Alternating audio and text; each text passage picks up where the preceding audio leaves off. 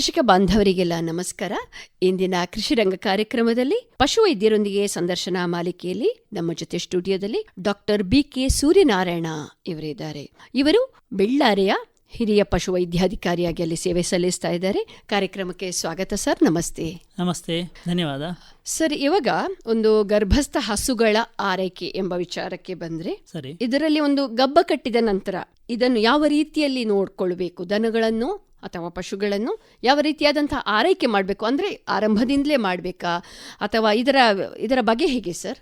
ಈ ಗರ್ಭಸ್ಥ ಹಸು ಅಂತ ಹೇಳಿದರೆ ಎರಡು ವಿಧದಲ್ಲಿ ಹೇಳ್ಬೋದು. ಒಂದು, ಕಡಸಿಗೆ ಗರ್ಭ ಕಟ್ಟಿಸಿದರೆ ಅದು ಗಬ್ಬದ ಕಡಸಾಗ್ತದೆ. ಒಂದು ಹಾಲು ಕರೆಯುವಂಥ ದನ ಗಬ್ಬ ಕಟ್ಟಿದರೆ ಗಬ್ಬದ ದನ ಆಗ್ತದೆ.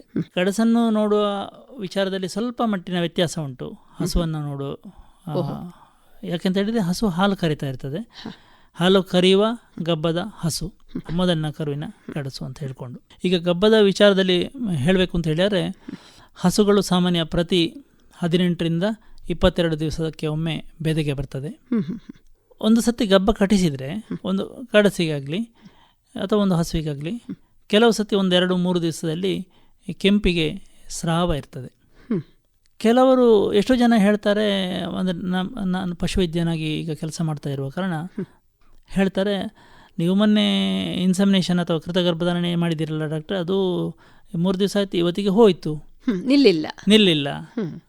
ಸರಿ, ಏನಾಯ್ತು ಅಂತ ಹೇಳಿ ಕುತೂಹಲದಿಂದ ನಾವು ಕೇಳಿದರೆ ಅದು ಕೆಂಪಿಗೆ ಹೋಯಿತು ಅಂತ ಹೇಳ್ಕೊಂಡು. ಖಂಡಿತವಾಗಿ ಇಲ್ಲ. ಈ 3 ದಿವಸಗಳಲ್ಲಿ, ಬೆದೆಗೆ ಬಂದ 3 ದಿವಸದಲ್ಲಿ ರಕ್ತಸ್ರಾವ ಆದರೆ ಅದನ್ನು ಮೆಟಿಸ್ಟ್ರಲ್ ಪೀರಿಯಡ್, ಮೆಟಿಸ್ಟ್ರಲ್ ಅಂತ ಅಂದರೆ ಈಸ್ಟ್ರಸ್ ಮೆಟಿಸ್ಟ್ರಸ್ ಅಂತ ಒಂದು ಪೀರಿಯಡ್ ಇರ್ತದೆ. ಮೆಟಿಸ್ಟ್ರಲ್ ಬ್ಲೀಡಿಂಗ್ ಅಂತ ಹೇಳ್ತೇವೆ. ಅದು ತುಂಬ ಸ್ವಾಭಾವಿಕವಾದಂತಹ ಒಂದು ಬ್ಲೀಡಿಂಗ್. ಈ 3 ದಿವಸದಲ್ಲಿ ಹೋದರೆ, ಕೆಂಪಿಗೆ ಹೋದರೆ ಅದು ನಿಲ್ಲಿಲ್ಲ ಅಂತ ಹೇಳಿ ಏನಲ್ಲ. ಆದರೆ ಒಂದು ಹಸು ಅಥವಾ ಕಡಸು 18ರಿಂದ 22 ದಿವಸಕ್ಕೊಮ್ಮೆ ಬೆದೆಗೆ ಬರ್ತದೆ. ಹೀಗೆ ಕೃತಗರ್ಭಧಾರಣೆ ಮಾಡಿದ ಮೇಲೆ ಇನ್ನೊಂದು 25 ದಿವಸದಲ್ಲಿ ಪುನಃ ಕೆಂಪಾಗಿ ಹೋಯಿತು ಅಂತ ಹೇಳಿ ಆದರೆ ಆವಾಗ ಅದು ಜೋಡಿಗೆ ಬಂದಿತ್ತು, ಖಂಡಿತವಾಗಿ ಜೋಡಿಗೆ ಬಂದಿತ್ತು. ಪುನಃ ಅದು ಪ್ರತಿ ಈಸ್ಟ್ರಸ್ ಅಂದರೆ ಹೀಟಿನ ಪೀರಿಯಡ್, ಬೆದೆಗೆ ಬಂದಂಥ ಪೀರಿಯಡ್, ಅದು ದಾಟಿದ ನಂತರವೇ ಮೆಟಿಸ್ಟಸ್ ಬರಬೇಕು. ನೇರವಾಗಿ ಮೆಟಿಸ್ಟಸ್ ಬರುವಾಗಿಲ್ಲ. ಇನ್ನೊಮ್ಮೆ ಎಲ್ಲಿಯಾದರೂ ಕೆಂಪಿಗೆ ಸ್ರಾವ ಆಯಿತು ಅಂತ ಹೇಳಿದರೆ ಅದು ಗಬ್ಬ ಇಲ್ಲ ದನಕ್ಕೆ, ಅದು ಹೀಟಿಗೆ ಬಂದಿದೆ, ಅದು ನಾವು ಗಮನಿಸದೆ ಅಥವಾ ನಮಗೆ ಏನೋ ನಮ್ಮ ಗಮನಕ್ಕೆ ಬರದೆ ಅದು ದಾಟಿ ಹೋಗಿದೆ ಅಂತೇಳಿ ಅರ್ಥ. ಅದು ಒಂದು. ಏನೇ ಇರಲಿ, ಒಂದು ಹಸುವಿಗೆ ಗರ್ಭ ಕಟ್ಟಿಸಿದರೆ ಸಾಮಾನ್ಯಕ್ಕೆ 1.5ರಿಂದ 2 ತಿಂಗಳೊಳಗೆ ನಾವು ಅದು ಹೀಟಿಗೆ ಬರಲಿಲ್ಲ ಅಂತ ಹೇಳಿ ಆದರೆ, ಅಥವಾ ಬಂದದ್ದು ನಮಗೆ ಗೊತ್ತಾಗಲಿಲ್ಲ ಅಂತ ಹೇಳಿದರೆ 1.5ರಿಂದ 2 ತಿಂಗಳಲ್ಲಿ ನಾವು ಗಬ್ಬವನ್ನು ಉಂಟಾ ಇಲ್ವಾ ಅಂತ ಹೇಳಿ ತಜ್ಞರಿಂದ ನೋಡಿಸಿಬಿಟ್ಟು ಗಬ್ಬ ಉಂಟು ಅಂತ ಹೇಳಿ ನಾವು ನಿಘಂಟು ನಮಗೆ ವೈಜ್ಞಾನಿಕವಾಗಿ ಗೊತ್ತಾದ ಮೇಲೆ ನಾವು ಅದನ್ನು ಗಬ್ಬದ ಹಸು ಅಥವಾ ಗಬ್ಬದ ಕಡಸು ಅಂತ ಹೇಳಿ ತೀರ್ಮಾನ ಮಾಡಬೇಕು. ಇಲ್ಲ ಅಂತ ಹೇಳಿ ಆದರೆ ಕೆಲವು ಕಡೆಗಳಲ್ಲಿ ಏನಾಗಿದೆ ಅಂತ ಹೇಳಿದರೆ, ಗಬ್ಬ ಕಟ್ಟಿಸಿರ್ತಾರೆ, 9 ತಿಂಗಳು 9.5 ತಿಂಗಳು 10 ತಿಂಗಳಾಗಿರ್ತದೆ. 10 ತಿಂಗಳಾದ ಮೇಲೆ ನನ್ನ ಹಸು ಕರುವಾಗ್ತಾ ಇಲ್ಲ ಡಾಕ್ಟ್ರೇ ಅಂತ ಹೇಳಿ ಒಮ್ಮೆ ನೋಡಿ ಬನ್ನಿ ಅಂತ ಹೇಳ್ಕೊಂಡು. ಹೆಚ್ಚಿನ ಸಂದರ್ಭಗಳಲ್ಲಿ 100ಕ್ಕೆ 99 ಕಡೆಯಲ್ಲಿ ಹೋಗಿ ಅಂತ ಸನ್ನಿವೇಶದಲ್ಲಿ ಹೋಗಿ ನೋಡಿದಾಗ ಗಬ್ಬವೇ ಇರುವುದಿಲ್ಲ. ಇವರಷ್ಟಕ್ಕೆ ಅಂದರೆ ಕೊಡಿಸಿದವರದು ಹಿಟಿಗೆ ಬಂದದ್ದು ಅಥವಾ ಬರದೇ ಇರ್ಬೋದು, ಅಥವಾ ಬಂದಾಗಲೂ ಕೂಡ ಗಮನಕ್ಕೆ ಬರದೇ ಇರ್ಬೋದು. ಕೆಲವು ಸಲ ಒಂದು ದನ ಬೊಬ್ಬೆ ಹಾಕುವಂಥದ್ದು ಅಥವಾ ಒಂದು ನಿಗದಿತ ನಮಗೆ ಟೆಕ್ಸ್ಟ್ ಬುಕ್ ಇದು ಅಂತೇಳಿ ಹೇಳ್ತೇವೆ ನಾವು, ಪಠ್ಯ ಪುಸ್ತಕದಲ್ಲಿ ಏನು ನೋಡ್ತೇವೆ ಆ ಥರದ ಚಿಹ್ನೆಗಳಿದ್ದರೆ ಅದು ಗಮನಕ್ಕೆ ಬಂದಿರ್ಬೋದು. ಅಥವಾ ಅಂತ ಚಿಹ್ನೆಗಳು ಇರುವುದಿಲ್ಲ ಅಂತ ಹೇಳಿ ಆದರೆ ಕೆಲವು ಸತಿ ಸಣ್ಣಕ್ಕೆ ಮೈಯಿಂದ ಹೋಗುವಂಥದ್ದು ಅಥವಾ ಸೂಕ್ಷ್ಮವಾಗಿ ಗಮನಿಸುವಾಗ ಮಾತ್ರ ಗೊತ್ತಾಗುವಂಥ ಅಂಶಗಳಿದ್ದರೆ ಕೆಲವು ಸಲ ಅದು ಓವರ್ಲುಕ್ ಆಗಿ ಅಥವಾ ಗೋಷ್ಪರಿಯಲ್ಲಿ ಅಥವಾ ಒಂದು ನಮೂನೆ ಅಷ್ಟು ಅಸಡ್ಡೆಯಿಂದ ಗೊತ್ತಾಗದೆ ಹೋಗಿ ಇರ್ಬೋದು. 10 ತಿಂಗಳಾದ ಗಬ್ಬ ಇಲ್ಲ ಅಂತ ಹೇಳಿ ಹೋಗಲಿ ಪರಮಾಶ್ಚರ್ಯ ಆಗಿರ್ತದೆ. ಈಗ ನಾವು ಒಂದು ಹಸುವನ್ನು ತರುದಿದ್ದರೂ ಕೂಡ ಅಥವಾ ಹಸುವನ್ನು ಕೊಡದಿದ್ದರು ಅಥವಾ ನಾವೇ ಈಗ ಒಂದು ಹಸುವನ್ನು ನಾವೇ ಸಾಕುದಿದ್ದರೂ ಕೂಡ ಕೃತಗರ್ಭಧಾರಣೆ ಮಾಡಿಸಿದ ಮೇಲೆ ಅದು ಗಬ್ಬ ಉಂಟು ಇಲ್ಲ ಅನ್ನೋದನ್ನು ಸರಿಯಾಗಿ ಪರೀಕ್ಷಿಸಿ ಅದನ್ನು ಉಂಟು ಅಂತ ಹೇಳಿ ದೃಢಪಡಿಸಿಕೊಂಡ ಮೇಲೆ ಅದು ಗಬ್ಬದ ಹಸು ಅಂತೇಳಿ ಲೆಕ್ಕ.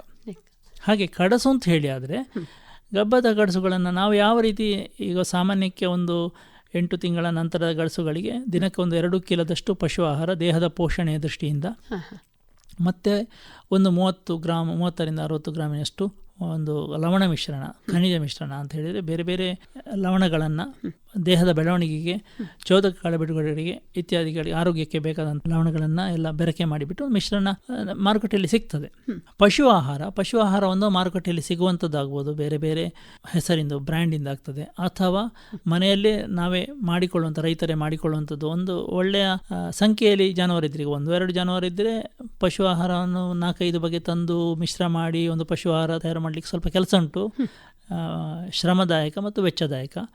ಅಲ್ಲ ಒಂದು 5-6 ಹಸು, ಒಂದು 8-10 ಹಸು ಉಂಟು ಅಂತ ಹೇಳಿದರೆ ನಾವೇ ವಿವಿಧ ಕಚ್ಚಾ ವಸ್ತುಗಳನ್ನು ತಂದು ಮಾಡಿಕೊಳ್ಬೋದು. ಹೇಗೂ ಆಗ್ತದೆ, ಪಶು ಆಹಾರ, ಒಟ್ಟು ಪಶು ಆಹಾರವನ್ನು ಒಂದು 2 ಕಿಲೋದಷ್ಟು ಹಾಕ್ತಾ ಹೋಗಬೇಕು. ಮತ್ತು ಲವಣ ಮಿಶ್ರಣವನ್ನು ಒಂದು 50-60 ಗ್ರಾಮಿನಷ್ಟು ಹಾಕ್ತಾ ಹೋದರೆ ಅದೇನು ಒಟ್ಟಿಗೆ ಕೊಡಬೇಕಾ, ಹೇಗೆ?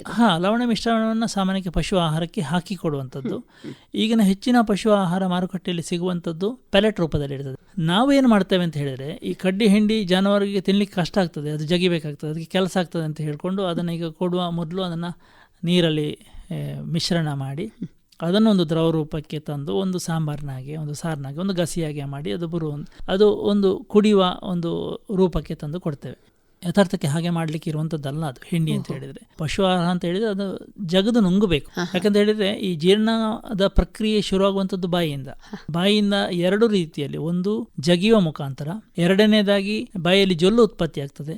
ಜೊಲ್ಲು ಹೆಚ್ಚು ಉತ್ಪತ್ತಿಯಾದಷ್ಟು ಅಥವಾ ಜೊಲ್ಲು ಉತ್ಪತ್ತಿ ಆಗುವಂಥದ್ದು ಹೆಚ್ಚ ಕಮ್ಮಿ ಅದು ಅಲ್ಲಿಂದಲೇ ಜೀರ್ಣ ಶುರು ಆಗ್ತದೆ. ಅದರಲ್ಲಿ ಕಿಣ್ವಗಳಿರ್ತದೆ, ಎನ್ಸೈಮ್ಸ್ ಇರ್ತದೆ ಜೊಲ್ಲಿನಲ್ಲಿ.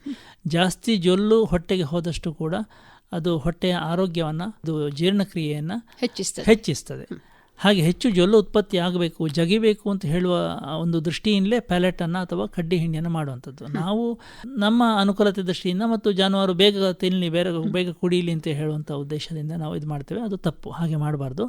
ಎಲ್ಲ ಜಾನುವಾರುಗಳಿಗೆ, ಗರ್ಭಸ್ಥ ಜಾನುವಾರುಗಳಿಗೆ ಕೂಡ ನಾವು ಅದನ್ನು ಪೆಲೆಟ್ ರೂಪದಲ್ಲಿಯೇ, ಪೆಲೆಟ್ ಹಿಂಡಿ ಆದರೆ ಪೆಲೆಟ್ ರೂಪದಲ್ಲಿ, ಅಥವಾ ಅದು ಹುಡಿ ಹಿಂಡಿ ಅಂತ ಹೇಳಿದರೆ ಸ್ವಲ್ಪ ನೀರನ್ನು ಮಿಶ್ರಣ ಮಾಡಿಬಿಟ್ಟು ಕನಿಷ್ಠ 2 ಕಿಲೋದಷ್ಟು ಒಂದು ದಿನಕ್ಕೆ ನಾವು ಕೊಡಬೇಕು.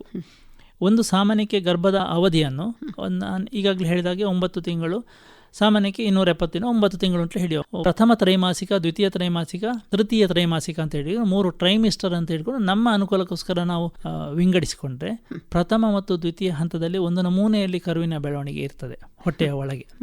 ಸಾಮಾನ್ಯ 3 ತಿಂಗಳಾದಾಗ ಒಂದು ಕರು ಅಂಗಾಂಗ ರೂಪದಲ್ಲಿ ಎಲ್ಲ ಕೂಡ ಬೆಳವಣಿಗೆ ಆಗಿರ್ತದೆ. ನಂತರ ಸೈಜ್ ವೈಸ್ ಗಾತ್ರದಲ್ಲಿ ಮಾತ್ರ ಬೆಳವಣಿಗೆ ಹೊಂದಲಿಕ್ಕೆ ಬೇಕಿರುವಂಥದ್ದು, ಗಾತ್ರದಲ್ಲಿ ಏರ್ತಾ ಹೋಗುವಂಥದ್ದು. ಕೊನೆಯ ತ್ರೈಮಾಸಿಕದಲ್ಲಿ 7, 8 ಮತ್ತು 9 ತಿಂಗಳಿನಲ್ಲಿ ಬಹಳ ವೇಗವಾಗಿ ಕರುವಿನ ಬೆಳವಣಿಗೆ ಆಗ್ತದೆ. ಕರುವಿನ ದೇಹದ ತೂಕದಲ್ಲಿ ಸಾಮಾನ್ಯ ದಿನಕ್ಕೆ 30ರಿಂದ 50 ಗ್ರಾಮಿನಷ್ಟು ದಿನ ಜಾಸ್ತಿ ಆಗ್ತಾ ಹೋಗ್ತದೆ. ಹಾಗೆ ಶೀಘ್ರವಾಗಿ ಬೆಳವಣಿಗೆ ಆಗ್ತದೆ. ಹಾಗೆ ಹೇಳಿದ ಕೂಡಲೇ ಎಷ್ಟೋ ಜನ ಏನು ಮಾಡ್ತಾರೆ ಅಂತ ಹೇಳಿದರೆ, ನನ್ನ ಕರು ಸಣ್ಣದು, ನನ್ನ ಗಡಸು ಸಣ್ಣದು, ಅದಕ್ಕೆ ಹೊಟ್ಟೆಯೊಳಗೆ ಕರು ದೊಡ್ಡದಾದರೆ ಕಷ್ಟ ಆದಿತ್ತು ಕರು ಹಾಕಲಿಕ್ಕೆ, ಕರುವಿನ ಸೈಜನ್ನು ಕಂಟ್ರೋಲ್ ಮಾಡೋದು ಹೇಗೆ? ನಾನು ದನಕ್ಕೆ ಹಿಂಡಿ ಕೊಡೋದಿಲ್ಲ, ಹಿಂಡಿ ಕೊಡೋದ ಮುಖಾಂತರ ನಾನು ಕರುವಿನ ಸೈಜನ್ನು ಕಂಟ್ರೋಲ್ ಮಾಡ್ತೇನೆ, ಕರುವಿನ ಬೆಳವಣಿಗೆ ತಡೀತೇನೆ ಅಂತ ಹೇಳ್ಕೊಂಡು ಯೋಚನೆ ಮಾಡ್ತಾರೆ. ಆದರೆ ಅದು ಹಾಗೆ ಆಗೋದಿಲ್ಲ, ಹಾಗೆ ಮಾಡಲಿಕ್ಕೆ ಸಾಧ್ಯವೇ ಇಲ್ಲ. ಯಾಕೆಂತ ಹೇಳಿದರೆ, ಈ ಕರು ಬೆಳವಣಿಗೆ ಅಂತ ಹೇಳುವಂಥದ್ದು ಒಂದು ಸ್ವಾಭಾವಿಕವಾದಂಥ ಪ್ರಕ್ರಿಯೆ. ಪ್ರಕೃತಿ ಎಷ್ಟು ಸೂಕ್ಷ್ಮ ಮತ್ತು ಎಷ್ಟು ಚೆನ್ನಾಗಿದೆ ಅಂತ ಹೇಳಿದರೆ, ಕರುವಿನ ಈಗ ನಾವು ಆಹಾರ ಕೊಡದಿದ್ದರೂ ಕೂಡ ಕರು ಬೆಳೆಯುವಂಥದ್ದು ಬೆಳೆದೇ ಬೆಳೀತದೆ. At the cost of mother ಅಂತ ಹೇಳಿದರೆ, ತಾಯಿಯ ಒಂದು ಆರೋಗ್ಯವನ್ನು ಅದು ಹೀರಿಕೊಂಡು ಕರು ಬೆಳೀತದೆ. ಹಾಗೆ ಈ ಹಿಂಡಿ ಕಮ್ಮಿ ಆಯಿತು, ಪಶು ಆಹಾರ ನಾವು ಕೊಡಲಿಲ್ಲ, ಅಥವಾ ನಾವು ಸರಿಯಾದಂಥ ಅದಕ್ಕೆ ಪೌಷ್ಟಿಕಾಂಶಗಳನ್ನು ದನಕ್ಕೆ ಕೊಡಲಿಲ್ಲ, ಕಡಸಿಗೆ ಕೊಡಲಿಲ್ಲ ಅಂತ ಹೇಳಿ ಆದರೆ, ನಾವು ಈಗ ಕಡಿಮೆ ಮಾಡಿದೆವು ಅಂತ ಹೇಳಿದರೆ ಸುರುವಿಗೆ ತೆಳುವಾಗುವಂಥದ್ದು, ಬಡಕಲಾಗೋದು, ಲಾಚರಾಗೋದು ಕಡಸು ಅಥವಾ ದನ. ನಂತರ ಕರುವಿಗೆ ಬರುವಂಥದ್ದು, ಕರುವಿನ ಹೊರಗೆ ಬರುವ ಹಂತಕ್ಕೆ ಹೋಗುವುದಿಲ್ಲ. ಯಾಕೆಂತ ಹೇಳಿದರೆ ಅದಷ್ಟು ಆ ಪ್ರಕೃತಿ ಅಷ್ಟು ನಾಜೂಕಾಗಿ ಆ ವ್ಯವಸ್ಥೆಯನ್ನು ಮಾಡಿದೆ.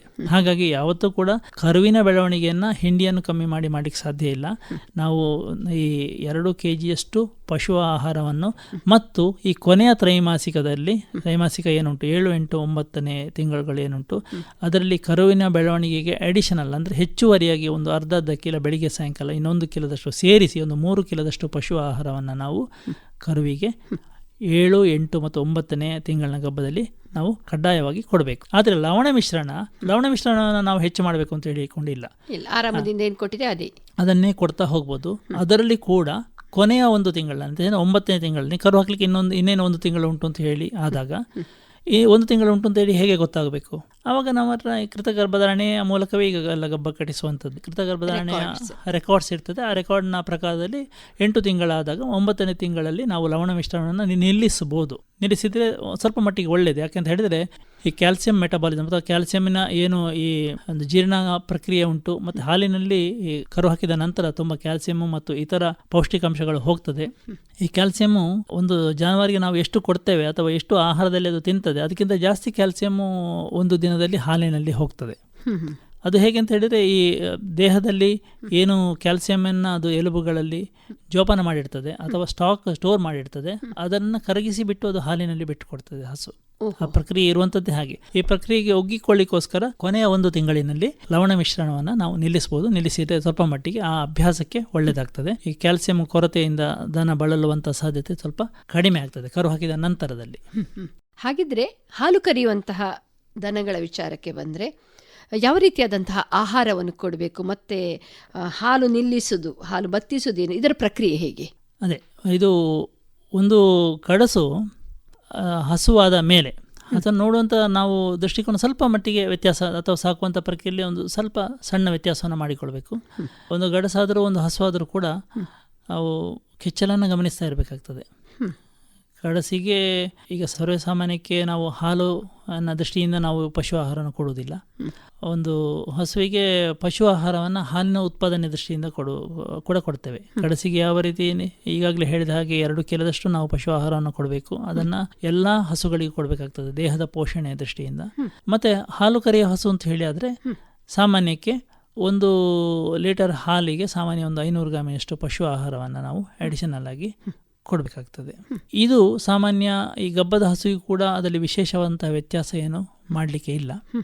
ಸರ್ವೇ ಸಾಮಾನ್ಯವಾಗಿ ಎಲ್ಲ ಹಸುಗಳಿಗೆ, ಅದು ಗಡಸು ಇರ್ಬೋದು ಹಸು ಇರ್ಬೋದು, ಪಶು ಆಹಾರದ ಹೊರತಾಗಿ ನಾವು ಹುಲ್ಲನ್ನು ಕೊಟ್ಟಾಗ ಹುಲ್ಲಿನಲ್ಲಿ ಒಂದು ಏಕದಳದ ಧಾನ್ಯದ ಹುಲ್ಲು ಅಂಥದ್ದೇ ಹೆಚ್ಚಾಗಿ ನಾವು ಕೊಡುವಂಥದ್ದು. ಒಳ್ಳೆಯ ಗುಣಮಟ್ಟದ ಹುಲ್ಲು ಇರಬೇಕು ಅಂತ ಹೇಳಿದರೆ ದಂಟಿನ ಅಂಶ ಜಾಸ್ತಿ ಇರಬೇಕು. ಕಾಡು ಹುಲ್ಲಿನಲ್ಲಿ ವಿಶೇಷ ಪೌಷ್ಟಿಕಾಂಶಗಳು ಇಲ್ಲ. ದಂಟು ಹುಲ್ಲು ಇದ್ದಷ್ಟು ಒಳ್ಳೆಯದು. ಅದರಲ್ಲಿ ಬೇರೆ ಬೇರೆ ನಮೂನೆಯ ಹುಲ್ಲುಗಳು ಬರ್ತದೆ ಈಗ. ಮತ್ತೆ ಅದರೊಟ್ಟಿಗೆ ದ್ವಿದಳ ಧಾನ್ಯದ ಹುಲ್ಲು ಇದ್ದರೆ ಬಹಳ ಒಳ್ಳೆಯದು. ಅಳಸಂಡೆ ಇರ್ಬೋದು ಅಥವಾ ಆಲ್ಫಾಲ್ಫಾ ಇರ್ಬೋದು, ಕುದುರೆ ಮೆಂತೆ ಇರ್ಬೋದು, ಈ ಥರ ಬೇರೆ ಬೇರೆ ಬೀಜಗಳು ಸಿಗ್ತದೆ. ಅಥವಾ ನೆಲಗಡಲೆ ಅಥವಾ ಏನಾದ್ರು ಬಳೆ ಮಾಡಿದಂಥದ್ದು ಅದರ ಒಂದು ಬೈ ಪ್ರಾಡಕ್ಟ್ಸ್ ಆಗಿ ಇರುವಂಥ ಹುಲ್ಲುಗಳಿದ್ದರೆ ಅಂಥದ್ದನ್ನು ಉಪಯೋಗ ಮಾಡ್ಬೋದು. ಮತ್ತು ಒಣಮೇವು ಕೂಡ ಸ್ವಲ್ಪ ಮಟ್ಟಿಗೆ ಬೇಕಾಗ್ತದೆ. ಹಾಲಿನ ಗುಣಮಟ್ಟದ ದೃಷ್ಟಿಯಿಂದ ಬೇಕು, ಪಶುವಿನ ಆರೋಗ್ಯದ ದೃಷ್ಟಿಯಿಂದ ಬೇಕಾಗ್ತದೆ.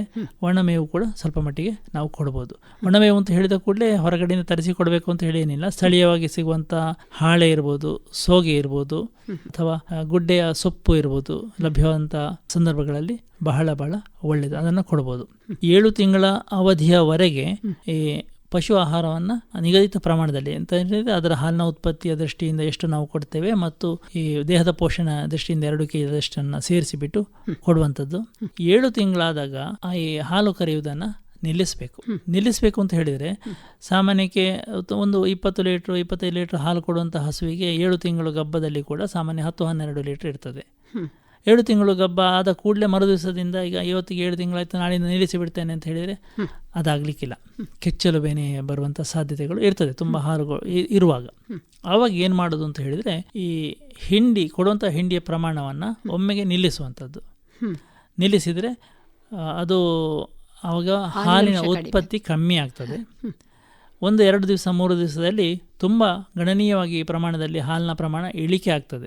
ಆಗಲಿಲ್ಲ ಅಂತ ಹೇಳಿ ಆದರೆ ಹಸಿರು ಮೇವನ್ನು ಕೂಡ ನಿಲ್ಲಿಸೋದು. ಹಸಿರು ಮೇವನ್ನು ಕೂಡ ನಿಲ್ಲಿಸಿ ಹೊಟ್ಟೆ ತುಂಬ ಒಣ ಹುಲ್ಲನ್ನು ಮತ್ತು ನೀರನ್ನು ಕೊಡಬೇಕು. ಯಾವತ್ತೂ ಕೂಡ ಹೊಟ್ಟೆ ಖಾಲಿ ಆಗಲಿಕ್ಕೆ ಬಿಡಬಾರ್ದು. ಉಪವಾಸ ಹಾಕಲಿಕ್ಕಿಲ್ಲ ದನವನ್ನು. ಈ ಒಣ ಹುಲ್ಲು ಮತ್ತು ನೀರನ್ನು ಕೊಡೋದು.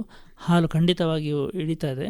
ಹಾಲು ಇಳಿತಾ ಹೋದ ಹಾಗೆ ಅದರ ಒಟ್ಟೊಟ್ಟಿಗೆ ನಾವು ಈ ಹಾಲು ಕರೆಯುವಂಥ ಸರ್ತಿಯನ್ನು ಕಮ್ಮಿ ಮಾಡೋದು. ಹೇಳಿದರೆ ದಿನಕ್ಕೆ 1 ಸಲ, ಈಗ 2 ಸಲ ಹಾಲು ಕರೆಯುವಂಥವರು 2 ದಿನಕ್ಕೆ 3 ಸಲ ಕರೆಯುವಂಥದ್ದು. ಈಗ ಉದಾಹರಣೆಗೆ ಇವತ್ತು 1 ಹೊತ್ತು ಕರೀಲಿಕ್ಕಿಲ್ಲ, ಸಾಯಂಕಾಲ ಕರೀಲಿಕ್ಕಿಲ್ಲ, ನಾಳೆ ಬೆಳಿಗ್ಗೆ ಕರೆಯುವಂಥದ್ದು. ಇವತ್ತು ಬೆಳಿಗ್ಗೆ ಕರೆದ್ರೆ ನಾಳೆ ಬೆಳಿಗ್ಗೆ ಕರೆಯುವಂಥದ್ದು. ಮತ್ತು ಪುನಃ ನಾಳೆ ಸಂಜೆ ಕರೆದು ನೋಡೋದು.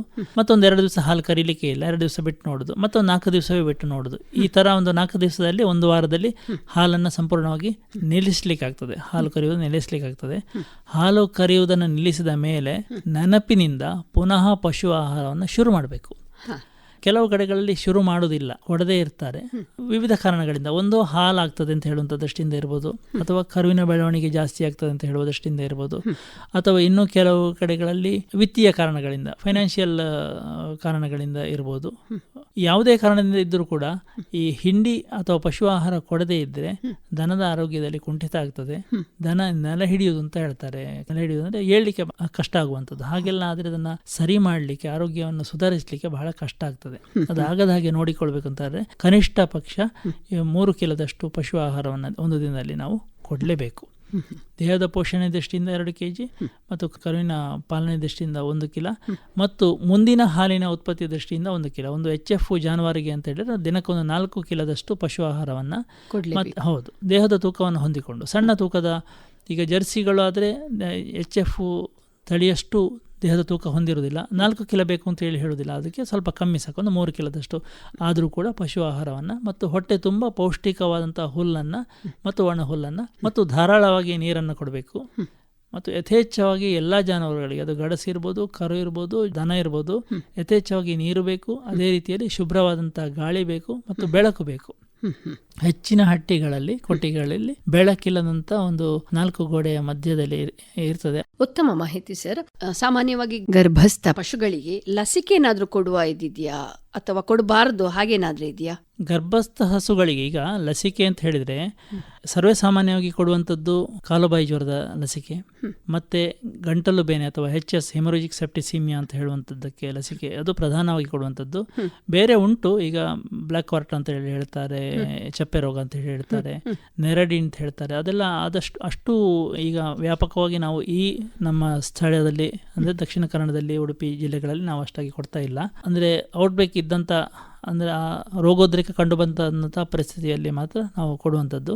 ಸಾಮಾನ್ಯವಾಗಿ ಕೊಡುವಂಥದ್ದು ಗಳಲೆ ರೋಗಕ್ಕೆ ಅಥವಾ ಗಂಟಲು ಬೇನೆಗೆ ಮತ್ತು ಈ ಕಾಲುಬಾಯಿ ಜ್ವರಕ್ಕೆ ಲಸಿಕೆಯನ್ನು ಅದನ್ನು ಗಬ್ಬದ ಹಸುಗಳಿಗೆ ಧಾರಾಳವಾಗಿ ಕೊಡಬಹುದು. ಇವಾಗ ನಾವು ಆಹಾರದ ಬಗ್ಗೆ ಮಾತಾಡಿದ್ವಿ, ಆರೈಕೆ ಬಗ್ಗೆ ಮಾತಾಡಿದ್ವಿ. ಈಗ ಹಸು ಏನು ಒಂದು 9 ತಿಂಗಳು ಮುಗಿಸಿದಾಗ ಒಂದು ಕರು ಹಾಕ್ಲಿಕ್ಕಾಗುವಾಗ ಯಾವ ರೀತಿಯಾದಂತಹ ಲಕ್ಷಣಗಳನ್ನು ಹೊಂದಿರ್ತದೆ? ಅದೇ 9 ತಿಂಗಳು ಲೆಕ್ಕ 270, 260, 280 ದಿವಸಗಳವರೆಗೆ ಕರು ಹಾಕಲಿಕ್ಕೆ.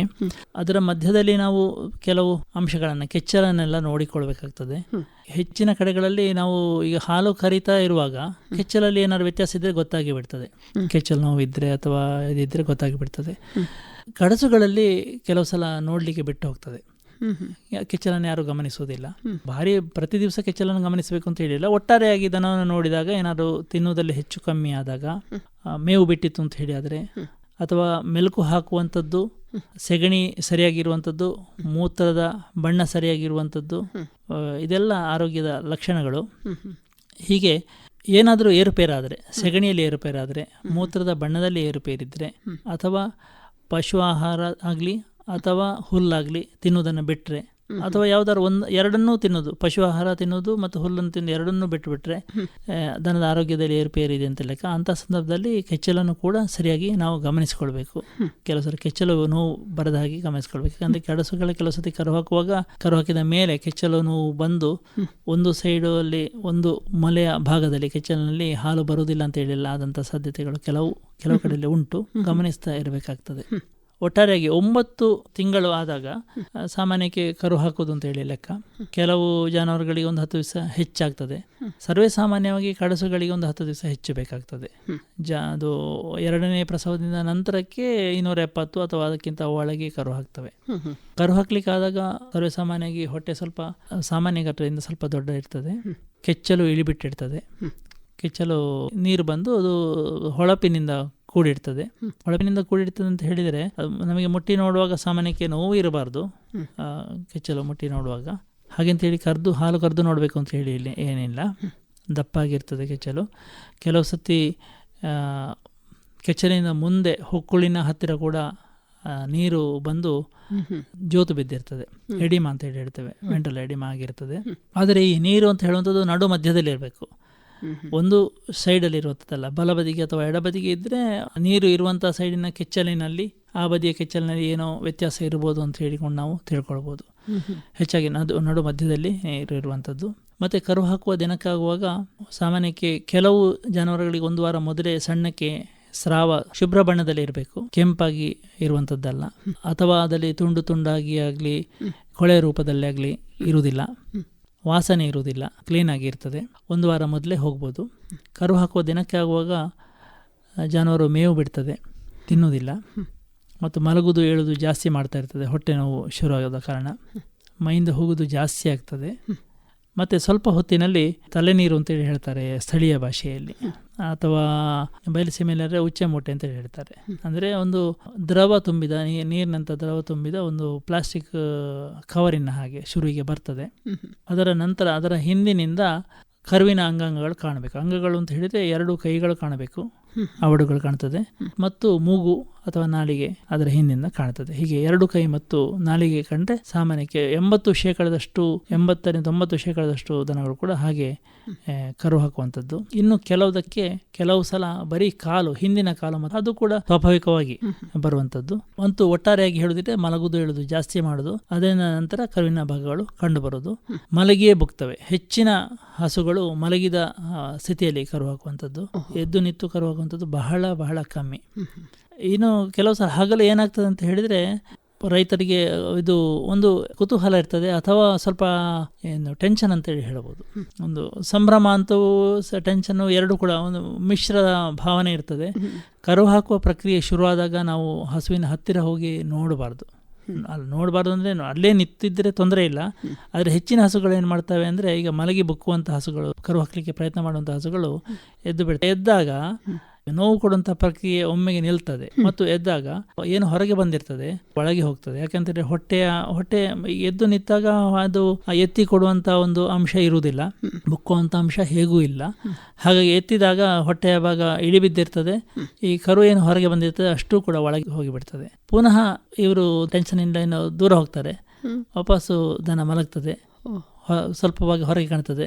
ಮತ್ತು ಪುನಃ ನಾವು ಮಾಲೀಕರು ಹತ್ತಿರ ಹೋದಾಗ ಪುನಃ ದನ ಇಡುವಂಥದ್ದು ಹೀಗೆ ಆಗ್ತಾ ಇರ್ತದೆ. ಹಾಗೆ ಖಂಡಿತವಾಗಿಯೂ ದನವನ್ನು ದೂರದಿಂದ ಗಮನಿಸಬೇಕಷ್ಟೇ ಹೊರತು ಹತ್ತಿರ ಹೋಗೋದು ದೂರ ಹೋಗೋದು ಈ ಥರ ಮಾಡಿದರೆ ಕರು ಹಾಕುವಂಥ ಪ್ರಕ್ರಿಯೆ ತಡ ಆಗ್ತದೆ. ಎಲ್ಲಿಯಾದರೂ ಕರು ಹಾಕುವಂಥ ಪ್ರಕ್ರಿಯೆಯಲ್ಲಿ 1 ಕೈ ಮಾತ್ರ ಕಂಡಿದೆ, ತಲೆ ಕಾಣುವುದಿಲ್ಲ, ಅಥವಾ 2 ಕೈಗಳು ಕಂಡಿದೆ, ತಲೆ ಕಾಣುವುದಿಲ್ಲ, ಅಥವಾ 1 ಕೈ ಮತ್ತು ತಲೆ ಮಾತ್ರ ಕಂಡಿದೆ, 2ನೇ ಕೈ ಕಾಣ್ತಾ ಇಲ್ಲ ಅಂತ ಹೇಳಿದರೆ ಆವಾಗ ಹಾಗೆ ಪಶುವೈದ್ಯಕೀಯ ನೆರವು ಬೇಕಾಗ್ತದೆ ಅಂತ ಹೇಳಿ ಲೆಕ್ಕ. ಎದುರಿಂದ ಕರುವಿನ ಎದುರು ಭಾಗ ಬಂದು 1 ಕೈ ಮತ್ತು ತಲೆ ಬಂದಾಗ, ಅಥವಾ 2 ಕೈ ಮಾತ್ರ ಬಂದಾಗ ಮಾತ್ರ ಅದಕ್ಕೆ ಪಶುವೈದ್ಯಕೀಯ ನೆರವು ಬೇಕಾಗ್ತದೆ ಅಂತ ಲೆಕ್ಕ. ಈಗ ಕರು ಹಾಕುವ ಮೊದಲು ಅನುಸರಿಸಬೇಕಾದಂತಹ ಮುಂಜಾಗ್ರತಾ ಕ್ರಮಗಳೇನು? ಅಂದ್ರೆ ಈಗ ಹಟ್ಟಿಯಲ್ಲಾಗ್ಲಿ ಒಬ್ಬ ರೈತ ಯಾವೆಲ್ಲ ರೀತಿಯಲ್ಲಿ ಮುಂಜಾಗ್ರತೆ ವಹಿಸಬೇಕು? ಹಸು ಗಬ್ಬದ್ದು ಉಂಟು ಅಂತ ಹೇಳಿ ಆದರೆ, ಒಂದನೇದಾಗಿ ಈ ಗಬ್ಬದ ಹಸುವಿನ ಹೊಟ್ಟೆ ಭಾರ ಇರ್ತದೆ. ಈ ಭಾರವನ್ನು ಅದು ಹೊತ್ತುಕೊಂಡು ಆಚೆಗೆ ಹೋಗುವಂಥದ್ದು. ಈ ಹೊರಗೆ ಮೇಲಿಕೆ ಬಿಡುವಂಥದ್ದು ಅಂತ ಹೇಳಿ ಆದರೆ, ಅಂಥ ಹಸುಗಳು ಅಂತ ಹೇಳಿ ಆದರೆ ಮೇಲಿಕೆ ಬಿಡದೇ ಇರುವಂಥದ್ದು ಕರು ಹಾಕಲಿಕ್ಕೆ ದಿನ ಬಂದಾಗ ಒಂದು 15 ದಿವಸ ಮುಂಚಿತವಾಗಿಯೇ, ಅಂದರೆ ನಿಘಂಟು 270 ದಿವಸಕ್ಕೆ ಅಥವಾ 260 ದಿವಸಕ್ಕೆ ಕರು ಹಾಕಬೇಕು ಅಂತ ಹೇಳಿ ಏನಿಲ್ಲ, ಒಂದು 10-15 ದಿವಸ ಆಚೆ ಈಚೆ ಆಗ್ಬೋದು. ಒಂದು 8 ತಿಂಗಳ ನಂತರ ಬಿಡದೇ ಇರುವಂಥದ್ದು, ಅದು ಬಹಳ ಮುಖ್ಯ. ಎರಡನೇದಾಗಿ ಜಾನುವಾರು ಕಟ್ಟುವಂಥ ಜಾಗ ಜಾರುವ ಜಾಗ ಆಗಿರಬಾರ್ದು. ಯಾಕಂತ ಹೇಳಿದರೆ ಜಾನುವಾರಿನ ದೇಹದ ತೂಕ ಮಾಮೂಲಿಗಿಂತ ಎಷ್ಟೋ ಜಾಸ್ತಿ ಇರ್ತದೆ. ಕರುವಿನ ಒಟ್ಟಿಗೆ ಇದ್ದಂತಹ ದ್ರವ, ಕಸದ ಬಳ್ಳಿ ಎಲ್ಲ ಅಂಶಗಳು ಸೇರಿದಾಗ ತುಂಬ ಜಾಸ್ತಿ ಆಗ್ತದೆ. ಹಾಗಾಗಿ ಜಾರುವಂತಹ ಜಾಗದಲ್ಲಿ ಕಟ್ಟಬಾರ್ದು. ಒಂದು ಕರು ಹಾಕಲಿಕ್ಕೆ ಸಪ್ರೇಟ್ ಆದಂಥ ಒಂದು ಜಾಗ ಇದ್ದರೆ ಒಳ್ಳೆಯದು. ಸಾಫ್ಟ್ ಬೆಡ್ಡಿಂಗ್ ಇದ್ದರೆ ಅಂತ ಹೇಳಿದರೆ ಅಡಿಕೆ ಸಿಪ್ಪೆಯ ಅಥವಾ ಸೋಗೆಯ ಅಥವಾ ದರಗೆಲೆಯ ಏನಾದರೂ ಹಾಕಿ ಅದಕ್ಕೆ ಸ್ವಲ್ಪ ಒಂದು ಬೆಡ್ಡಿನ ರೀತಿಯಲ್ಲಿ ಮಾಡಿದರೆ ಬಹಳ ಬಹಳ ಒಳ್ಳೆಯದು. ಮತ್ತು ಆಹಾರದಲ್ಲಿ ಏನೂ ವ್ಯತ್ಯಾಸ ಮಾಡಬೇಕು ಅಂತಿಲ್ಲ, ಜಾಸ್ತಿಯಾಗಿ ಆಹಾರ ಕೊಡಬೇಕಾಗ್ತದೆ.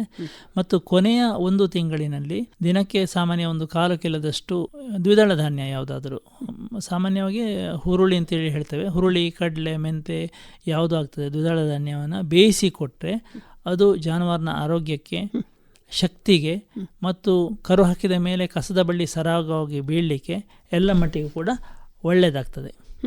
ಇದು ಒಂದು. ಮತ್ತು ಕರು ಹಾಕುವಂತಹ ಜಾಗ ತುಂಬ ಶುಭ್ರವಾಗಿ ಇರಬೇಕಾದಂಥದ್ದು. ಯಾವ ರೀತಿ ಈ ಸೊಪ್ಪು ದೊರಗು ಹಾಕಿ ನಾವು ದನವನ್ನು ಕಟ್ತೇವೋ ಅಂಥದ್ದೇ ಜಾಗದಲ್ಲಿ ಕರುವನ್ನು ಕೂಡ ಕಟ್ಟಲಿಕ್ಕೆ ನಾವು ತಯಾರಿಯನ್ನು ಮಾಡುವಂಥದ್ದು.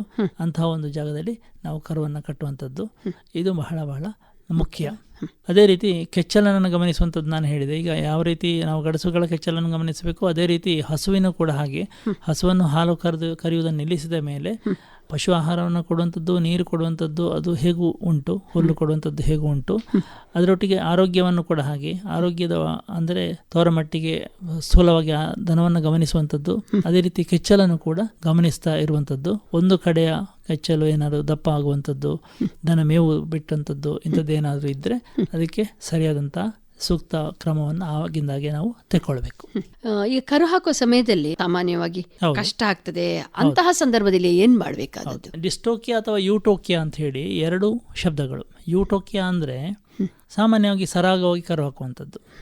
ಡಿಸ್ಟೋಕಿಯಾ ಅಂದರೆ ಈ ಕರು ಹಾಕುವ ಪ್ರಕ್ರಿಯೆಯಲ್ಲಿ ಕಷ್ಟ ಇದ್ದರೆ ಅದಕ್ಕೆ ಡಿಸ್ಟೋಕಿಯಾ ಅಂತ ಹೇಳಿ ಹೇಳ್ತೇವೆ. ಕಷ್ಟ ಅಂತ ಹೇಳಿದರೆ ಹೇಗೆ? ಕಷ್ಟ ಅಂತ ಹೇಳಿದರೆ ಒಂದು ಕರು ದೊಡ್ಡದಾಗಿ ಕಷ್ಟ ಇರ್ಬೋದು, ಫಿಟೋಮೆಟರ್ನಲ್ ಡಿಸ್ಪ್ರೊಪೋರ್ಷನ್ ಅಂತ ಹೇಳ್ತಾರೆ. ಅಂಥದ್ದು ಈಗ ಆಗುವ ಸಾಧ್ಯತೆ ಬಹಳ ಬಹಳ ಕಮ್ಮಿ. ಕೆಲವು ಕಡೆಯಲ್ಲಿ ಆದದ್ದುಂಟು. ಸಣ್ಣ HF ಕಡಸುಗಳಿಗೆ ಗೀರು ಇನ್ಸಮೇಷನ್ ಅನ್ನು ಮಾಡಿಸಿದಾಗ ಅದರ ಕರುವಿನ ತಲೆ ದೊಡ್ಡದಾಗಿ ಬಂದು ಆವಾಗ ಕರು ಹಾಕ್ಲಿಕ್ಕೆ ಆಗದೆ ಆದದ್ದುಂಟು. ಅದು ಡಿಸ್ಟೋಕಿಯಾ ಅಂತ ಹೇಳಿ ಹೇಳ್ತೇವೆ. ಅಥವಾ ಗರ್ಭಕೋಶವೇ ತಿರುಗಿಕೊಂಡು ಟಾರ್ಷನ್ ಅಂತ ಹೇಳಿದ್ದಾಗ ಕರು ಹಾಕ್ಲಿಕ್ಕೆ ಆಗದೇ ಇದ್ದರೆ ಡಿಸ್ಟೋಕಿಯಾ. ಆವಾಗಲೂ ಇದು ಕರು ಹಾಕ್ಲಿಕ್ಕೆ ಕಷ್ಟ ಆದರೆ ಅದಕ್ಕೂ ಡಿಸ್ಟೋಕಿಯಾ ಅಂತ ಹೇಳಿ. ಡಿಸ್ಟೋಕಿಯಾ ಅಂದರೆ ಸರ್ವೇ ಸಾಮಾನ್ಯವಾಗಿ ಕರು ಹಾಕ್ಲಿಕ್ಕೆ ಕಷ್ಟ ಅನ್ನುವಂಥ ಒಂದು ವಿಚಾರ. ಅದಕ್ಕೆ ಕಾರಣಗಳು ಅದೇ ಈಗ ಹೇಳಿದಾಗೆ, ಒಂದು ಸೈಜ್ ವೇರಿಯೇಷನ್ ಇರುವಂಥದ್ದು, ಕರು ದೊಡ್ಡದಾಗಿರುವಂಥದ್ದು, ಗರ್ಭಕೋಶ ಇರುವಂಥದ್ದು ಇರ್ಬೋದು. ಅಥವಾ ಸರಿಯಾಗಿ ಈಗ ಎರಡು ಕೈ ಮತ್ತು ತಲೆ ಬರಬೇಕು ಎದುರಿಂದ, ಕರುವಿನ ಎದುರು ಭಾಗ ಬಂದಾಗ ಹಾಗೆ ಬರದೆ ಒಂದು ಕೈ ಮಾತ್ರ ಬಂದರೆ, ಅಥವಾ ಎರಡು ಕೈ ಮಾತ್ರ ಬಂದು ತಲೆ ಬರದೇ ಇದ್ದರೆ, ಅಥವಾ ಒಂದು ಕೈ ಮತ್ತು ಒಂದು ತಲೆ ಮಾತ್ರ ಬಂದರೆ ಆವಾಗ ಅದಕ್ಕೂ ಕೂಡ ಕರು ಹಾಕುವ ಪ್ರಕ್ರಿಯೆಗೆ ಕಷ್ಟ ಉಂಟು. ಆವಾಗ ಕರುವಿನ ತಿರುಗಿಸಿ ತೆಗಿಬೇಕಾಗ್ತದೆ. ಮತ್ತು ಕರುವೇ ದೊಡ್ಡದಾಗಿ ಕರು ಹಾಕ್ಲಿಕ್ಕೆ ಆಗುವುದಿಲ್ಲ ಅಂತ ಹೇಳಿದರೆ ಆವಾಗ ಅದನ್ನು ಶಸ್ತ್ರಚಿಕಿತ್ಸೆ ಮೂಲಕವೇ ತೆಗಿಬೇಕಾಗ್ತದೆ. ಮತ್ತು ಇನ್ನು ಮೂರನೇದಾಗಿ ಟಾರ್ಷನ್ ಅಂತ ಹೇಳಿದರೆ ಗರ್ಭಕೋಶ ತಿರುಗಿಕೊಂಡು ಕರು ಹಾಕಲಿಕ್ಕೆ ಕಷ್ಟ ಇರುವಂಥ ಸನ್ನಿವೇಶ ಕೆಲವು ಸಲ ಇರ್ತದೆ. ಆವಾಗ ಅದು ಎಷ್ಟು ತಿರುಗಿಕೊಂಡಿದೆ ಹೇಳುವ ಪ್ರಮಾಣದ ಮೇಲೆ ಉಂಟು. ಸಣ್ಣ ಮಟ್ಟಿಗೆ ತಿರುಗಿಕೊಂಡಿದೆ ಅಂತ ಹೇಳಿದರೆ ದನವನ್ನೇ ಕೆಲವು ಸಲ ಹೊರಳಿಸಿ ಅದನ್ನು ಸರಿ ಮಾಡಲಿಕ್ಕಾಗ್ತದೆ. ಸರಿ ಮಾಡಿಬಿಟ್ಟು ಕರುವನ್ನು ಮಾಮೂಲಿಯಾಗಿ ತೆಗಿಲಿಕ್ಕೆ ಆಗ್ತದೆ. ತುಂಬ ತಿರುಗಿದ್ರೆ ಒಂದಷ್ಟು, ಅದಕ್ಕೆ ಒಂದು 180 ಡಿಗ್ರಿಯಿಂದ ಮೇಲೆ ಅಂತೇಳಿ ಹೇಳ್ತೇವೆ, ತುಂಬ ತಿರುಗಿಕೊಂಡು ಅಂತ ಹೇಳಿದರೆ ಆವಾಗ ಕೂಡ ಅದನ್ನು ಶಸ್ತ್ರಚಿಕಿತ್ಸೆಯ ಮೂಲಕವೇ ನಾವು ಕರುವನ್ನು ತೆಗಿಬೇಕಾಗ್ತದೆ. ಹಾಗೆ ಮತ್ತು ಕರುವಿನ ಹಿಂಭಾಗದಲ್ಲಿ ಎರಡು ಕಾಲು ಶುರುವಿಗೆ ಬರ್ತದೆ ಅಂತ ಹೇಳಿದರೆ ಆವಾಗ ಸರ್ವೇ ಸಾಮಾನ್ಯವಾಗಿ ಯಾವುದೇ ಒಂದು ಸಹಾಯ ಬೇಕಾಗುವುದಿಲ್ಲ. ದನ ಅದರಷ್ಟಕ್ಕೆ ಸರಾಗವಾಗಿ ಕರು ಹಾಕ್ತದೆ. ಈಗ ಒಂದು ಸತ್ತೆ ಬೀಳುದು ಅಂತ ಹೇಳ್ತಾರೆ. ಹೌದು, ಇದು ಕೆಲವಿದರಲ್ಲಿ ಸ್ವಲ್ಪ ಬಾಧಿಸುವಂತಹದ್ದೇ. ಇದಕ್ಕೆ ಮುಂಜಾಗ್ರತಾ ಕ್ರಮಗಳೇನಾದ್ರೂ ಇವೆಯಾ? ಇದ್ರೆ ಯಾವ ರೀತಿ? ಸತ್ತೆ ಅಂದರೆ ಪ್ಲಾಸೆಂಟಾ ಅಂತ ಹೇಳಿ ಹೇಳ್ತಾರೆ ಇಂಗ್ಲಿಷ್ನಲ್ಲಿ. ಕರುವಿಗೆ ಪೌಷ್ಟಿಕಾಂಶಗಳನ್ನು ಇದರಿಂದ ಹಸುವಿನ ದೇಹದಿಂದ ತೆಗೆದು ಅದನ್ನು ಪೂರೈಕೆ ಮಾಡುವಂಥ ಒಂದು ಅಂಶ ಅಂತ ಹೇಳಿ ಹೇಳ್ಬೋದು. ಅದು ಗರ್ಭಕೋಶಕ್ಕೆ ಅಂಟಿಕೊಂಡಿರುವಂಥದ್ದು. ಎಷ್ಟೋ ಸಲ ರೈತರು ಹೇಳ್ತಾರೆ ಗರ್ಭಕೋಶಕ್ಕೆ ಸುತ್ತಿಕೊಂಡಿರುವಂಥದ್ದು ಅಂತೇಳಿ. ಸುತ್ತಿಕೊಂಡಿರುವಂಥದ್ದಲ್ಲ, ಅಂಟಿಕೊಂಡೇ ಇರುವಂಥದ್ದು. ಸತ್ತೆ ಬೀಳುವಂಥದ್ದು ಒಂದು ಮಾಮೂಲಿಯಾದಂಥ ಪ್ರಕ್ರಿಯೆ. ಯಾಕಂತ ಹೇಳಿದರೆ ಅದು ಈ ಕರು ಹಾಕಿದ ಮೇಲೆ ಆ ಸತ್ತೆ ಅದು ದೇಹಕ್ಕೆ ಬೇಡದಂಥ ಒಂದು ಅಂಶ. ಅದಕ್ಕೆ ರಕ್ತ ಸಂಚಾರ ನಿಂತಿರ್ತದೆ. ಅದು ಕ್ರಮೇಣ ಅಲ್ಲಿಗೆ ಬಾಡಿ ಒಣಗಿ ಹೋಗ್ತದೆ. ಸರ್ವೇ ಸಾಮಾನ್ಯವಾಗಿ ಒಂದು 3 ಗಂಟೆಯಲ್ಲಿ ಬೀಳುವುದು. ಒಂದು 10-12 ಗಂಟೆ ಆದರೂ ಕೂಡ ಕರು ಹಾಕಿದ ಮೇಲೆ ಬೀಳಲಿಲ್ಲ ಅಂತ ಹೇಳಿದರೆ ಅದನ್ನು ಸತ್ತೆ ಬೀಳದೇ ಇರುವಂಥ ಒಂದು ಪ್ರಕ್ರಿಯೆ, ಒಂದು ಪ್ರಕರಣ ಅಂತ ಹೇಳ್ಕೊಂಡು ನಾವು ಸಾಮಾನ್ಯಕ್ಕೆ ಕರಿತೇವೆ. ರಿಟೆನ್ಷನ್ ಆಫ್ ಪ್ಲಾಸೆಂಟಾ ಅಂತ ಹೇಳ್ಕೊಂಡು ಕರಿತೇವೆ. ಮೊದಲೆಲ್ಲ ಈ ಸತ್ತೆಯನ್ನು ತೆಗೆಯುವಂಥ ಅಂಶ ಇತ್ತು, ಅದನ್ನು ಮಾಡ್ತಾ ಇದ್ದೆವು. ಈಗಲೂ ಕೂಡ ಮಾಡ್ತೇವೆ, ಮಾಡೋದಿಲ್ಲ ಅಂತ ಹೇಳಿಲ್ಲ. ಆದರೆ ಮಾಡದೇ ಇರುವುದು ಎಷ್ಟೋ ಸೂಕ್ತ ಅಂತ ಹೇಳ್ಕೊಂಡು ಈಗಿನ ಒಂದು ವಾದ ಇದೆ. ಇದು ಗರ್ಭಕೋಶದ ಒಳಗೆ ಕೈ ಹಾಕದೆ ಅದನ್ನು, ಈ ಸತ್ತೆ ಏನು ಬೀಳಲಿಲ್ಲ ಅದನ್ನು ಅದರಷ್ಟಕ್ಕೆ ಬಿಟ್ಟು ಹೊರಗೆ ಏನು ಸತ್ತೆಯ ಅಂಶ ಏನು ಕಾಣ್ತಾ ಉಂಟು, ಭಾಗ ಏನು ಕಾಣ್ತಾ ಉಂಟು, ಅದರಿಂದಾಗಿ ಉಪದ್ರ ಆಗ್ತದೆ ಅಂತ ಹೇಳಿ ಆದರೆ ಅದನ್ನು ಕತ್ತರಿಸಿ, ಹೊರಗೆ ಕಾಣುವಂಥ ಅಂಶವನ್ನು ಕತ್ತರಿಸಿ ಬಿಡುವಂಥದ್ದು ಹೆಚ್ಚು ಸೂಕ್ತ ಅಂತ ಹೇಳ್ಕೊಂಡು ಒಂದು ವಾದ ಇದೆ. ಅದೇ ರೀತಿ ಮಾಡುವಂಥದ್ದು ಬಹಳ ಒಳ್ಳೆಯದು. ಸತ್ತೆ ಬೀಳಲಿಕ್ಕೆ ಕರು ಹಾಕಿದ ಮೇಲೆ ನಮ್ಮ ಸ್ಥಳೀಯವಾಗಿ ಕೆಲವು ಸೊಪ್ಪುಗಳನ್ನು, ಬಿದಿರಿನ ಸೊಪ್ಪು ಇರ್ಬೋದು, ಅಥವಾ ಕಬ್ಬಿನ ಎಲೆ ಇರ್ಬೋದು, ಅಥವಾ ಈ ಕೆಲವು ಈ ಗರ್ಭಕೋಶದ ಕಾಂಟ್ರಾಕ್ಷನ್, ಸಂಕುಚಿತ್ವವನ್ನು ಹೆಚ್ಚು ಮಾಡುವಂಥ ಒಂದು ಕೆಲವು ಸೊಪ್ಪುಗಳಿದ್ದಾವೆ. ಈ ಸ್ಥಳೀಯ ಭಾಷೆಯಲ್ಲಿ ಅಂಡೆಪಾಜ ಅಂತೇಳಿ ಹೇಳ್ತಾರೆ. ಅದನ್ನೆಲ್ಲ ಕೊಡುವಂಥದ್ದು, ಅದನ್ನೆಲ್ಲ ಮಾಡ್ಬೋದು. ಅಥವಾ ಔಷಧದ ಅಂಗಡಿಗಳಲ್ಲಿ ಸಿಗುವಂಥ ಕೆಲವು ಅದಕ್ಕಿಂತಲೇ ಇರುವಂಥ ಕೆಲವು ಪುಡಿಗಳು ಅಥವಾ ದ್ರವರೂಪಿ ಔಷಧಗಳು ಸಿಗ್ತದೆ, ಅದನ್ನು ಕೂಡ ಕೊಡ್ಬೋದು. ಆದರೆ ಯಾವುದೇ ಕೊಟ್ಟರು ಕೂಡ, ಅಥವಾ ಕೊಡುವಂಥದ್ದು ಕರು ಹಾಕಿದ ನಂತರ ಆಯಿತು, ಕರು ಹಾಕುವ ಮೊದಲೇ ಒಂದು ಕರು ಹಾಕ್ಲಿಕ್ಕೆ ಇನ್ನೊಂದು ತಿಂಗಳು ಉಂಟು ಅಂತ ಹೇಳುವಾಗ ಸಾಮಾನ್ಯ ದಿನಕ್ಕೆ ಒಂದು ಕಾಲು ಚೀಲದಷ್ಟು ದ್ವಿದಳ ಧಾನ್ಯವನ್ನು, ಹುರುಳಿ ಇರ್ಬೋದು, ಕಡಲೆ ಇರ್ಬೋದು, ಅಥವಾ ಬೇರೆ ಯಾವ್ದಾದ್ರು ಹೆಸರು ಇರ್ಬೋದು, ಉದ್ದು ಇರ್ಬೋದು, ಯಾವ್ದಾದ್ರು ಒಂದು ದ್ವಿದಳ ಧಾನ್ಯವನ್ನು ದಿನಕ್ಕೆ ಒಂದು ಕಾಲು ಚೀಲದಷ್ಟು ಬೇಯಿಸಿ ಕೊಟ್ಟರೆ ಅದು ಈ ಕಸದ ಬಳ್ಳಿ ಬೀಳಲಿಕ್ಕೆ, ಸತ್ತೆ ಬೀಳಲಿಕ್ಕೆ ಕೂಡ ಬಹಳ ಹೆಲ್ಪ್ ಆಗ್ತದೆ ಅಥವಾ ಬಹಳ ಸಹಾಯ ಆಗ್ತದೆ. ಸಾಮಾನ್ಯವಾಗಿ ಸ್ಥಳೀಯ ಒಂದು ಆಡು ಮಾತಿನಲ್ಲಿ ಪಶುಪಾಲನೆ ಮಾಡುವವರು ಹೇಳ್ತಾರೆ ಒಂದು ಗಡ್ಡೆ ಕಾಣೋದು ಅಂತ, ಗರ್ಭಸ್ಥ ಪಶುಗಳಲ್ಲಿ ಒಂದು ಗಡ್ಡೆ ಕಾಣೋದು ಅಂತ. ಇದು ಏನಿದು ಈ ವಿಚಾರ, ಇದರ ಬಗ್ಗೆ ಏನು ಹೇಳ್ತೀರಿ ಡಾಕ್ಟ್ರೆ? ಅದು ಕೆಲವು ಸಲ ಈಗ ಈ ಗರ್ಭಸ್ಥ ಹಸುವಿನಲ್ಲಿ ಶರೀರದ ಯಾವುದೇ ಭಾಗ ಹೊರಗೆ ಕಾಣಲಿಕ್ಕಿಲ್ಲ, ಮೈಯಿಂದ ಹೋಗ್ಬೋದು, ಸ್ವಲ್ಪ ಸ್ವಲ್ಪ ಡಿಸ್ಚಾರ್ಜ್ ಇರ್ಬೋದು ಗರ್ಭದಲ್ಲಿ, ಏನು ತೊಂದರೆ ಇಲ್ಲ. ಮೈಯಿಂದ ಹೋಗುವಂಥದ್ದಲ್ಲಿ ಯಾವ್ದಾದ್ರು ತುಂಡು ತುಂಡಾಗಿ ಘನ ವಸ್ತು ಕಾಣುವಂಥದ್ದು ಅಥವಾ ತುಂಬಾ ವಾಸನೆ ಇರುವಂಥದ್ದು ಈ ರೀತಿ ಇರಬಾರ್ದು. ಕೆಲವು ಸಲ ಗರ್ಭಕೋಶ ಅಥವಾ ಅದರ ಭಾಗಗಳನ್ನು ಎಳೆದು ಸರಿಯಾಗಿ ಹಿಡ್ಕೊಳ್ಳುವಂತಹ ಒಂದು ಸ್ನಾಯುಗಳು ಸ್ವಲ್ಪ ವೀಕ್ ಆದರೆ, ಸ್ವಲ್ಪ ನಿತ್ರಾಣಗೊಂಡ್ರೆ, ಅಂದರೆ ದನವೇ ನಿತ್ರಾಣಗೊಳ್ಳೋದು ಅಂತ ಹೇಳಿಲ್ಲ, ಆ ಸ್ನಾಯುಗಳು ಬಲ ಕಮ್ಮಿ ಆದರೆ ಕೆಲವು ಸತಿ ದನ ಮಲಗುವಾಗ ಶರೀರದ ಒಳಭಾಗಗಳು ಅಂತ ಹೇಳಿದರೆ ಅದು ಗರ್ಭಕೋಶ ಇರ್ಬೋದು ಅಥವಾ ಗರ್ಭಕೋಶದಿಂದ ಮೊದಲಿನ ಭಾಗಗಳಿರ್ಬೋದು, ದನ ಮಲಗಿದಾಗ ಈ ಮೂತ್ರದ್ವಾರದಲ್ಲಿ ಹೊರಗೆ ಕೆಂಪಾಗಿ ಕಾಣುವಂಥದ್ದು, ಅದಕ್ಕೆ ಸಾಮಾನ್ಯಕ್ಕೆ ಗಡ್ಡೆ ಕಾಣುವಂಥದ್ದು ಅಥವಾ ಕಂಡೆದ ಯೋಜನೆ ಅಂತ ಹೇಳ್ಕೊಂಡು ಹೇಳ್ತಾರೆ ನಮ್ಮ ಸ್ಥಳೀಯ ಭಾಷೆಯಲ್ಲಿ. ಸರ್ವೇ ಸಾಮಾನ್ಯವಾಗಿ ಇದು ತುಂಬ ನಿತ್ರಾಣಾದಂಥ ದನಗಳಲ್ಲಿ ಅಂತ ಹೇಳಿದರೆ ನಾವೀಗ ಪಶು ಆಹಾರ ಕೊಡಬೇಕು ಹಸುಗಳಿಗೆ, ಕೊಡದೇ ಇದ್ದಂಥ ಸನ್ನಿವೇಶಗಳಲ್ಲಿ ಕಾಣ್ತದೆ. ಮತ್ತೆ ಇನ್ನೊಂದು ವಿಶೇಷ ಅಂತ ಹೇಳಿದರೆ ಕೆಲವು ನಮ್ಮ ದೇಶೀಯ ತಳಿಗಳಲ್ಲಿ ಕೂಡ ಲೆಕ್ಕಕ್ಕಿಂತ ಜಾಸ್ತಿ, ಅಂದರೆ ಒಂದು ನಿರ್ದಿಷ್ಟ ಪ್ರಮಾಣಕ್ಕಿಂತ ಅದಕ್ಕೆ ಎಷ್ಟು ಅವಶ್ಯಕತೆ ಇದೆ ಅದಕ್ಕಿಂತ ಜಾಸ್ತಿ ನಾವು ಫೀಡಿಂಗ್ ಜಾಸ್ತಿ ಕೊಟ್ಟು ತುಂಬ ಕೊಬ್ಬಿಸಿದರೂ ಕೂಡ ಅದು ಕಣ್ಣಂತ ಸನ್ನಿವೇಶ ಉಂಟು. ಅಂತ ಹೇಳಿದರೆ ತುಂಬ ಕೊಬ್ಬು ಇದ್ದರೂ ಕೂಡ ಅದು ಸ್ನಾಯುಗಳು ತುಂಬ ಬಲಗೊಂದಿ, ಹಾಗೆ ನಾವು ಹಿಂಡಿ ತಿನ್ನಿಸುವಾಗಲೂ ಹಾಗೆ ಜಾನುವಾರಿಗೆ ಎಷ್ಟು ಬೇಕೋ ಹಾಗೆ ಅಥವಾ ನಾವು ನಮಗೆ ಎಷ್ಟು ತಿನ್ನಿಸಬೇಕು ಅಂತ ಮನಸ್ಸುಂಟು ಹಾಗೆ ತಿನ್ನಿಸೋದಕ್ಕಿಂತ ಅದರ ಅವಶ್ಯಕತೆಯನ್ನು ನೋಡಿಕೊಂಡು ನಾವು ತಿನ್ನಿಸಿದ್ರೆ ಇದನ್ನು ಒಂದು ತಡೆಗಟ್ಟಬಹುದು.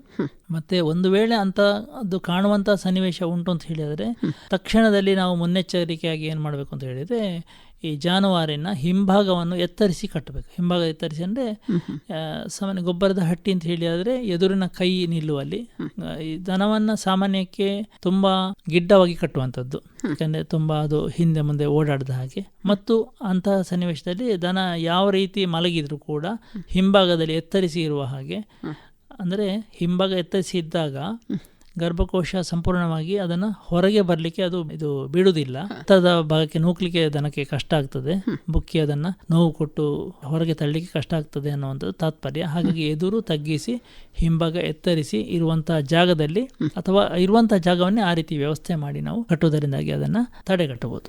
ಡಾಕ್ಟರ್, ಇದುವರೆಗೆ ನಮ್ಮ ಸ್ಟುಡಿಯೋದಲ್ಲಿ ಬಂದು ಗರ್ಭಸ್ಥ ಪಶುಗಳ ಆರೈಕೆ ಎಂಬ ವಿಚಾರದ ಬಗ್ಗೆ ಬಹಳಷ್ಟು ಮಾಹಿತಿಗಳನ್ನು ನಮಗೂ ನಮ್ಮ ರೈತ ಮಿತ್ರರಿಗೂ ಕೊಟ್ರಿ. ತಮಗೆ ಧನ್ಯವಾದಗಳು. ರೈತ ಮಿತ್ರರೇ, ಇದುವರೆಗೆ ಡಾಕ್ಟರ್ BK ಸೂರ್ಯನಾರಾಯಣ, ಬೆಳ್ಳಾರಿಯ ಹಿರಿಯ ಪಶುವೈದ್ಯಾಧಿಕಾರಿಗಳು, ಗರ್ಭಸ್ಥ ಪಶುಗಳ ಆರೈಕೆ ಎಂಬ ವಿಚಾರದ ಬಗ್ಗೆ ಬಹಳಷ್ಟು ಮಾಹಿತಿಗಳನ್ನು ನಮ್ಮ ಜೊತೆ ಹಂಚಿಕೊಂಡ್ರು. ಡಾಕ್ಟರ್ BK ಸೂರ್ಯನಾರಾಯಣ ಇವರ ಸಂಪರ್ಕ ಸಂಖ್ಯೆ ಹೀಗಿದೆ: 9448177566. ರೈತ ಮಿತ್ರರೇ, ಮುಂದಿನ ಕೃಷಿ ರಂಗದಲ್ಲಿ ಮತ್ತೆ ನಿಮ್ಮ ಭೇಟಿ. ಅಲ್ಲಿಯವರೆಗೆ ನಮಸ್ಕಾರ. ಕಾರ್ಯಕ್ರಮದ ನಿರ್ದೇಶನ PV ಪ್ರಶಾಂತ್ ಕುಮಾರ್.